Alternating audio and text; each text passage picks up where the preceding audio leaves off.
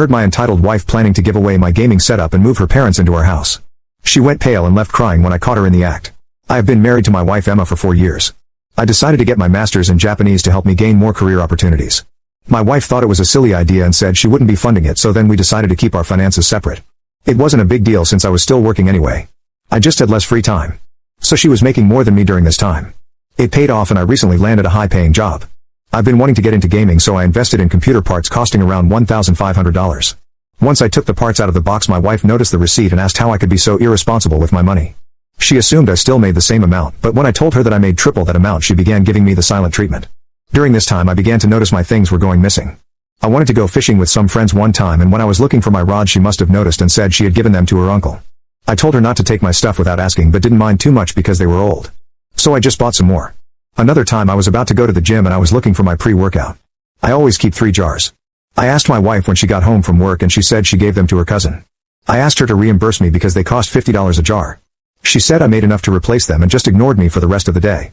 One day when she thought I was asleep, she was talking to someone on the phone explaining how she was going to move my parents into our house. She hadn't explained this to me. We only have 3 rooms. One is her office, one is my office and game room, and the other is our bedroom. She told the person on the phone, who I assume is her sister, that she's going to give my gaming setup to her brother to make room and that I'll get over it eventually. So today I left work early to catch her in the middle of her plans. When I walked into our apartment, she and her brother were then placing everything into a box. I asked what was going on and my wife, whose face was pale, said she was cleaning when her brother came by. I asked him if he planned on taking my computer. Of course, he denied it. So I went into the room to get the iPad we shared. And I looked through the texts on there and it clearly shows my wife telling him when to pick it up and to deny that he had it. I told him to get out and asked her why she thought she was so entitled to my stuff. I have never yelled at her and I guess this scared her because she began to cry. She ended up packing a bag and went to stay with her sister. After about a week staying at her sister's house, Emma called me and asked if we could meet up. I agreed and we met at a park. She apologized for everything and said she thought she was doing what was best for everybody. I asked what if I just gave her expensive makeup to my sister. She admitted that she would be upset.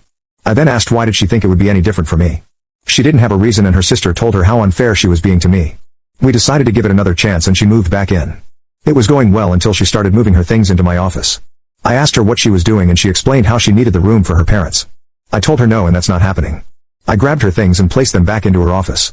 I told her that they could move in but my space has to remain untouched. She called me a selfish jerk and then ran back to her sister's. I guess her sister told her she was being inconsiderate once again. Apparently, they got into an argument because the sister refused to take their parents in, and said she's tired of hearing about her problems. I agree with her. Her sister has 4 kids. Her sister called and told me everything, and said that Emma went to her parents' house. I tried to call her but she ignored my phone calls for 2 weeks. I decided I couldn't live like this, so I filed for divorce and handed it to her at her parents' house. She called and begged me to forgive her. I told her I'm not sure if I can. She refused to sign it until we went to counseling. I refused and said she had 2 weeks to suggest that. So now I live alone. She still refuses to sign the papers, but that doesn't stop the divorce, it just makes it harder.